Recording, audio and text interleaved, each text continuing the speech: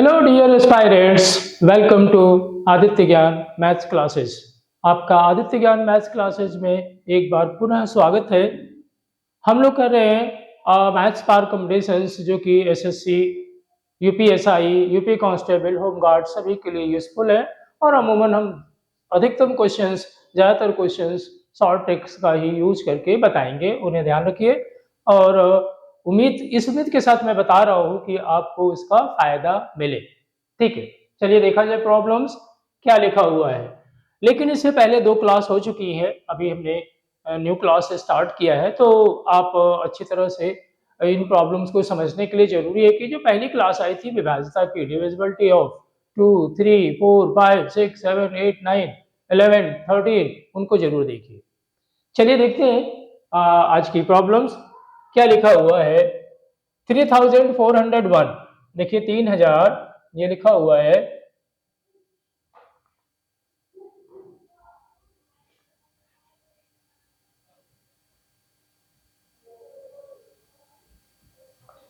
Three 3401 में कौन सी न्यूनतम संख्या घटाई जानी चाहिए?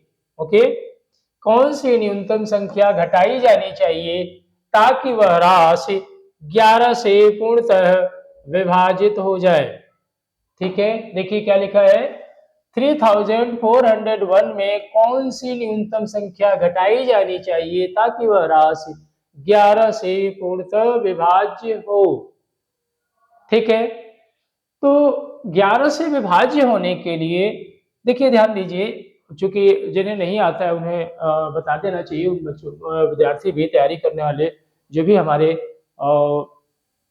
विद्यार्थी हैं, वो देखें समस्थान और विषम स्थान के अंकों का योगफल समान रहना चाहिए।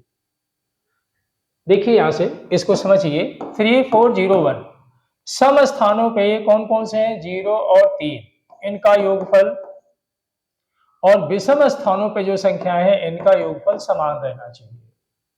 समान रहना चाहिए, ठीक है, या अंतर 11 से विभाजित हो जाना चाहिए। दो चीजें हैं, या तो समान रहे या उनका अंतर, मतलब उनका अंतर या तो शून्य हो या 11 से विभाजित हो जाए। ठीक है, तो देखिए यहां से इसका योगफल कितना हो रहा है? 3। इसका योगफल कितना हो रहा है? 5। इसका मतलब इनके योगफल में कितने का अंतर है? 2 का। वही इसमें घटाई जानी चाहिए। और घटा के आप चेक भी कर सकते हैं, जब उसको घटाएंगे तो संख्या क्या आ जाएगी? जब 2 घटाएंगे तो 3000, देख रहे हैं ना, 900, 3401 है तो 3300 कितना आ जाएगा? 3399। अब जरा सम और विषम का अंकों का योग देख लीजिए। 3 और 9 कितना हो गया? 12। और इस 3 विषम स्थानों का भी कितना हुआ? 12। तो इस तरह से ये 11 से अंतर 0 हो गया, 0 होना चाहिए, 11 से विभाज्य रहना चाहिए। तो इसका मतलब आप समझ गए होंगे कि यहां से देख रूल लगा के आप बता सकते हैं कि 2 का इसमें से घटाई जानी चाहिए। किससे विभाज्य होने के लिए? 11 से विभाज्य होने के लिए। चलिए नेक्स्ट प्रॉब्लम देखी जाए। बताई हुई शॉर्ट ट्रिक्स को याद रखिए, निश्चित है कि आप क्वेश्चंस कर ले जाएंगे। ठीक है, जो हम नए शॉर्ट ट्रिक्स लिखे भी उन्हें आप नोट कर लीजिए, ध्यान रखिए उसे। देखिए क्या लिखा हुआ है इस प्रॉब्लम में। देखिए 1 से 200 तक के बीच, ठीक है, 1 से 200 के बीच ऐसी कितनी संख्याएं हैं जो 3 से तो विभाजित होती हैं लेकिन 7 से नहीं? ठीक है, इस प्रॉब्लम में थोड़ा ज्यादा समय लगेगा, एक आध आधी ऐसी प्रॉब्लम आएंगी, फिर भी हम इसमें शॉर्ट ट्रिक बताएंगे। जरा 1 से 200 के बीच 3 से विभाजित होने वाली संख्याएं जरा आप देखिए, 3 से भी और 7 से भी। तो 3 से विभाजित होने वाली संख्या है 3, 9, 6 भी होगा, ओके, 3, 6, 9, और आखिरी जो संख्या होगी वो होगी 198। ठीक है, जो 7 से विभाजित होने वाली होगी वो है 7, 14, 21, और आखिरी की होगी 146। ये 7 से विभाजित होने वाली संख्या है। इनकी कितनी संख्या है? यानी 3 से विभाजित होने वाली कितनी संख्याएं हैं, इसका शॉर्ट ट्रिक देखिए। पहले लिख रहा हूं, आपको फॉर्मूले की तरह लिख दे रहा हूं। 3 से विभाजित होने वाली, 7 से, किसी भी संख्या से विभाजित होने वाली अगर सभी संख्याएं प्राप्त हैं, शुरू की भी अंत की भी, तो आप क्या करेंगे? कितनी संख्याएं हैं वो निकालने के लिए n इज इक्वल टू क्या होता है, अंतिम संख्या में से प्रारंभिक संख्या माइनस कर दीजिए, प्रथम संख्या, और उसको अंतर जो चल रहा हो, जिससे विभाज्य हो, 3 से विभाज्य हो तो 3 से भाग कर दीजिए, 7 से विभाज्य हो तो 7 से भाग कर दीजिए, तो 3 से भाग कर दीजिए, 3 से विभाज्य है तो 7 से विभाज्य होती है तो 7 से, और 1 जोड़ दीजिए बस। तो कितनी संख्याएं होंगी आप निकाल सकते हैं। देखिए क्या किया, अंतिम संख्या, इसकी संख्या हम निकाल लें n1, अंतिम संख्या है 198, उसमें से प्रारंभिक संख्या है 3, और भाग किसे करना है, 3 से 1 जोड़ देना है। तो जरा देखिए कितना आता है, 195 को भाग करना है 3 से 1 जोड़ देना है। तीन, देखिए 3 छक्के 18 हो जाएगा, 3 पचे 15, 1, कितनी संख्याएं आ गई, 66। 66 संख्याएं हैं 3 से विभाजित होने वाली। अब 7 से विभाजित होने वाली, यही देखिए n2, क्या करेंगे, 196 में 7 को घटा दीजिए, 7 से ही भाग कर दीजिए और 1 जोड़ दीजिए।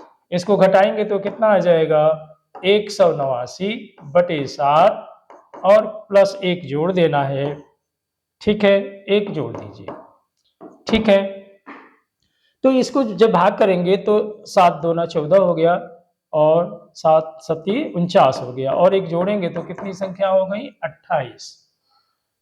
3 है, देखिए यहां से इसमें कहा है कि 3 से तो विभाजित हो लेकिन 7 से नहीं हो, तो इसका मतलब ये हुआ कि इसकी संख्या निकालने के लिए हमें 66 में से 28 घटा देना होगा। ठीक है, तो चलिए इसको घटाते हैं। तो जो 3 से विभाजित होने वाली लेकिन 7 से नहीं हो तो हम उसको माइनस कर दें। ठीक है, तो कितना आएगा, 66 में से हमने माइनस कर दिया, कितनी, 28, कितना आ जाएगा, 8, और यहां से आएगा 3। तो ऐसी संख्या है कितनी है, 38 है। कौन सा आंसर सही है, ए आंसर इसका सही है।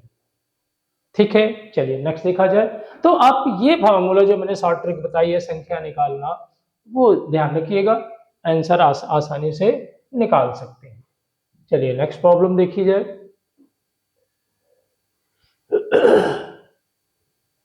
देखिए क्या लिखा है इसमें, इस प्रॉब्लम में देखी जाए किसकी विभाजिता यूज होनी है, 4 की विभाजिता। ठीक है, अगर क्लास आपको ध्यान हो, अगर आपने क्लास देखी है तो निश्चित है आप बता सकते हैं। 4 की विभाजिता के लिए मैंने बताया था कि जो इकाई और दहाई से बना हुआ अंक है वो 4 से विभाजित हो जाना चाहिए। आखिरी के 2 अंक, ये अंक, ये दो 4 से विभाजित हो जाना चाहिए। आप देख रहे हैं कि 4 से विभाजित तो है, देख रहे हैं ना, यदि ये 4 से विभाजित है तो पी का मान क्या है, तो 4 से विभाजित होने के लिए ये 4 से विभाजित लास्ट के 2 अंक हो जाने चाहिए। ठीक है, तो अगर आप यहाँ 2 रखेंगे तो भी विभाजित हो जाएगा 32, और अगर 6 रखेंगे 36 तो भी 4 से विभाजित हो जाएगा, तो इसका मतलब 2 या 6 होना चाहिए। तो इसका आंसर कौन सा होगा, 2 या 6, सी वाला पार्ट सही है। 4 से विभाज्य होने के लिए तो आप लोग ध्यान रखेंगे, इसे कितने भी डिजिट का हो आप लोग इसे कर सकते हैं, यही रूल लगा सकते हैं। चलिए नेक्स्ट देखा जाए, फोर्थ क्वेश्चन। इसमें विभाजिता यूज हो रही है 11 की, जो कि विभाजिता हमने प्रारंभ में ही बताया था 11 की विभाजिता।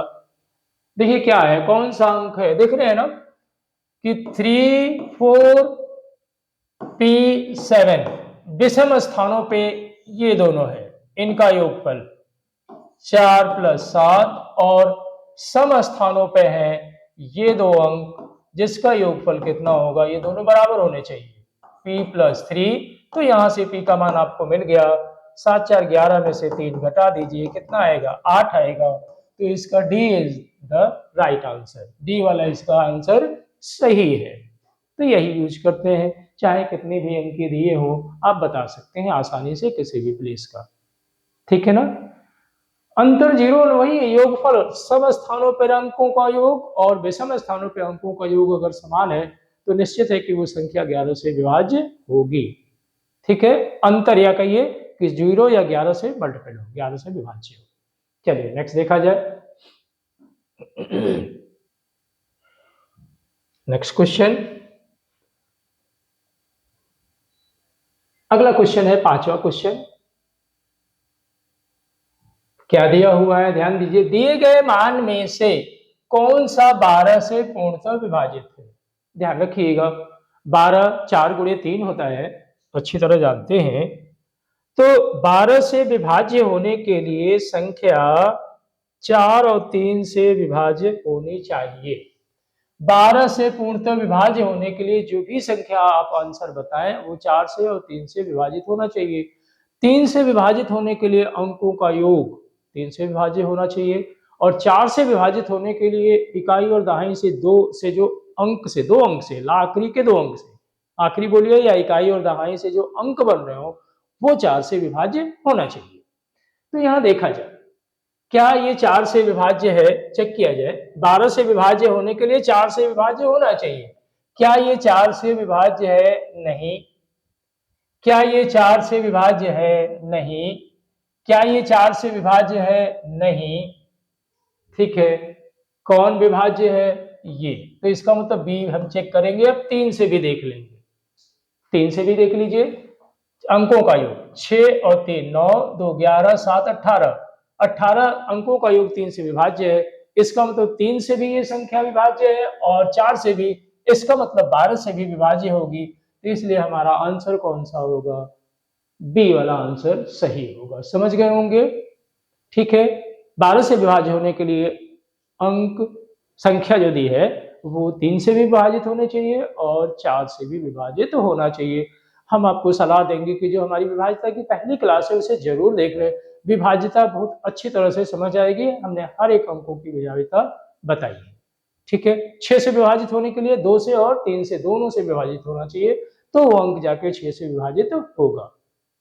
ठीक है, इसी तरह के सारे मैंने बताए। 24 से लिए अभी देखा था आप लोगों ने 8 और 3 से विभाज्य होना चाहिए। चलिए नेक्स्ट क्वेश्चन देखा जाए।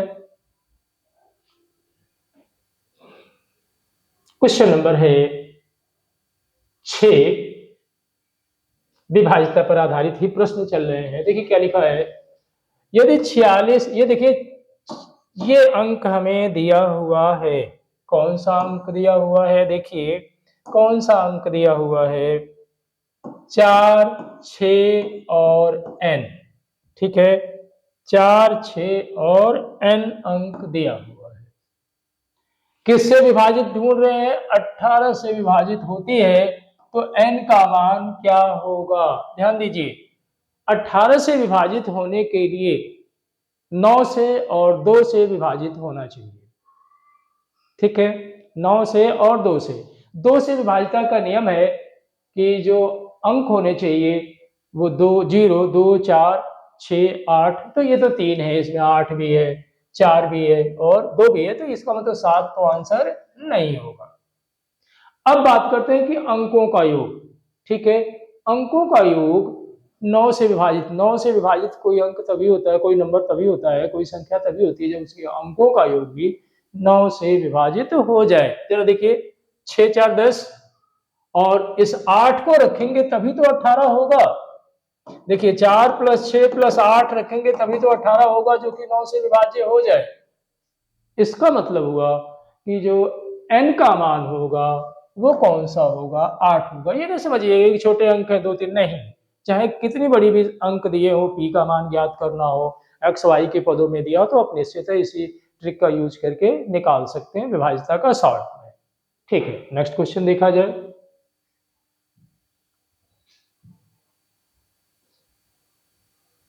देखिए क्या दिया हुआ है,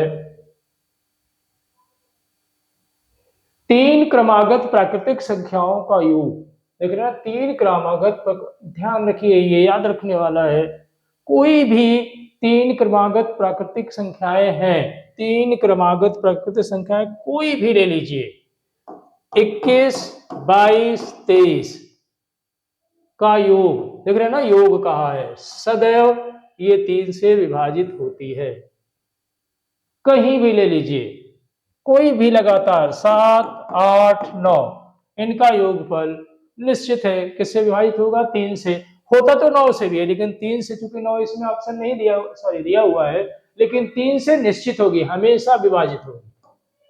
ठीक है, तो इसमें जो आंसर होगा 3 से, वो कितना होगा? 3 से जरूर होगा। जैसे 3 क्रमागत लिया है, 8, 7, 15 और 9 कितना हुआ? 24।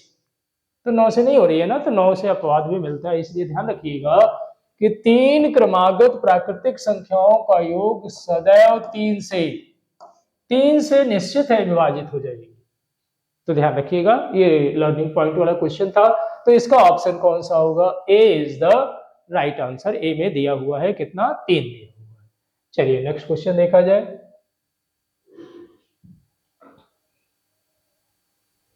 आठवां क्वेश्चन आज का।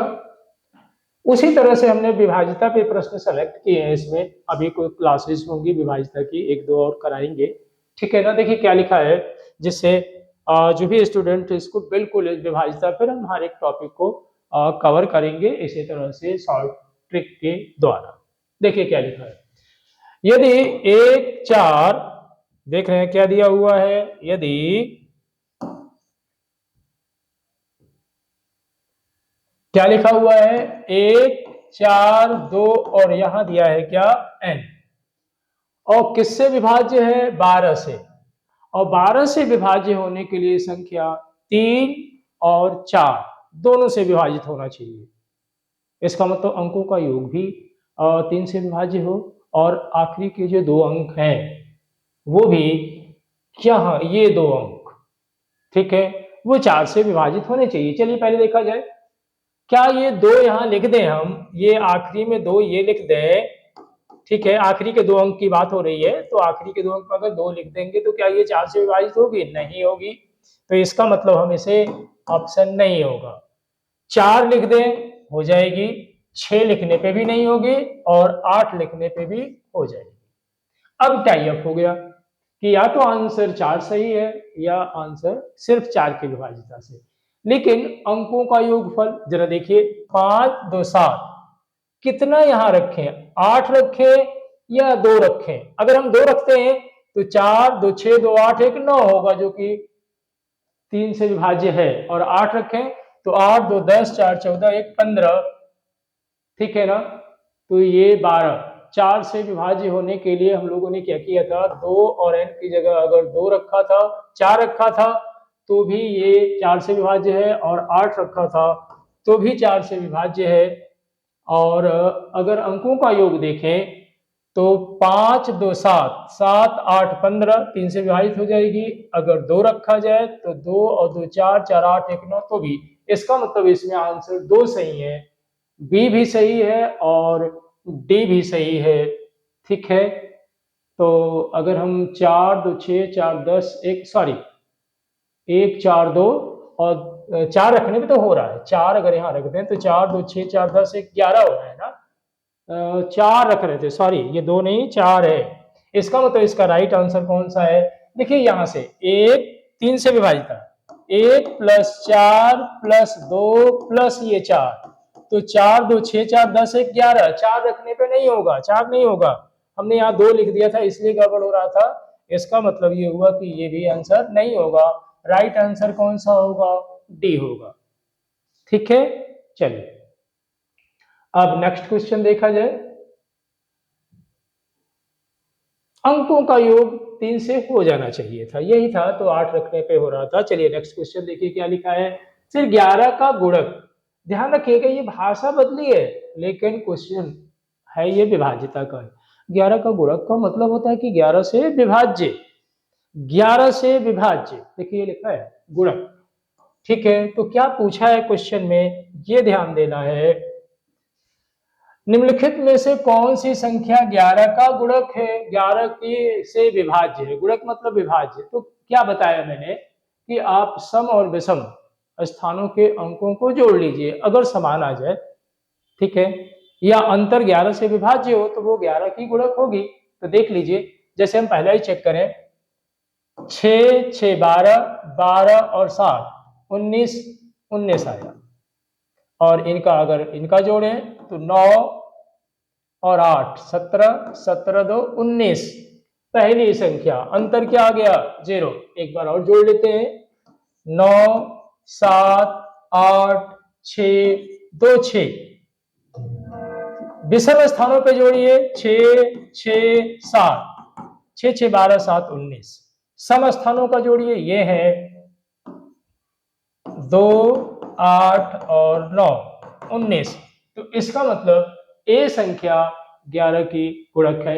बाकी जब आप चेक करेंगे, चेक करके देख लीजिए। चलिए हम ये देखते हैं, 4 4 7 3 5 5। अगर इन्हें हम जोड़े, देखिए विषम स्थान का जोड़िए, 5 3 4, कितना आएगा? 5 3 8 4 12। लेकिन समस्थानों का जोड़िए, ये वाले समस्थानों का जोड़िए तो कितना आएगा? 5 7 और 4, 7 4 11 और 5 कितना हो गया? 16, बराबर नहीं है। तो इसी तरह से अन्य अंक चेक करेंगे तो ये नहीं आएंगे। तो इसमें कौन सा और रिजल्ट सही है, कौन सा आंसर सही है? ए इज द राइट आंसर। ए वाला सही जवाब है, जो कि 11 की गुणक है। अब नेक्स्ट प्रॉब्लम देखी जाए, आज का लास्ट क्वेश्चन। ठीक है, देखिए क्या लिखा है। यदि, और सभी के सभी आज हमने जो क्वेश्चन रखे हो विभाज्यता पे आधारित से, एक आध क्वेश्चन को छोड़ के। ठीक है, देखिए क्या लिखा है। 5 6, इसमें देख सकते हैं 5 6 संख्या लिखी है 5 6 एंड 4। किससे विभाजित? 11 से पूर्णतः विभाजित। इस तरह की प्रॉब्लम पीछे भी कर चुके हैं हम लोग, आज ही कर चुके हैं। ठीक है ना, चलिए रिपीट हो गया। तो किसका किसका योग? 5 और m का योग 6 और 4 के बराबर होना चाहिए। तो m का मान आप देख रहे हैं कितना आ रहा है? 5। इसका मतलब इसमें D is the right answer. क्या कहा गया? 11 से विभाज्य होने के लिए समस्थानों के अंकों और विषम स्थानों के अंकों का योगफल या तो 0 हो या 11 से विभाज्य हो, तो 11 से विभाजित होती है। तो तुरंत आपने ये चेक कर लिया। तो ये रहे आज के प्रश्न। फिर हम नेक्स्ट क्लास में फिर से ऐसे शॉर्ट ट्रिक्स पर बेस्ड क्वेश्चंस लाएंगे। और इन क्वेश्चनों की विशेषता ये है कि ये कभी ना कभी किसी न किसी ईयर के पूछे गए एसएससी के प्रश्न है, जो कि अन्य जैसे यूपीएसआई, लेखपाल, यूपी कांस्टेबल्स या अन्य जो भी एक दिवसीय किसी राज्य में होते हैं, उनके लिए इम्पोर्टेंट है। तो ध्यान रखिएगा। फिर हम मिलते हैं आगे की क्लास में नेक्स्ट क्वेश्चंस को लेके, कुछ और क्वेश्चनों को लेके। Till then bye.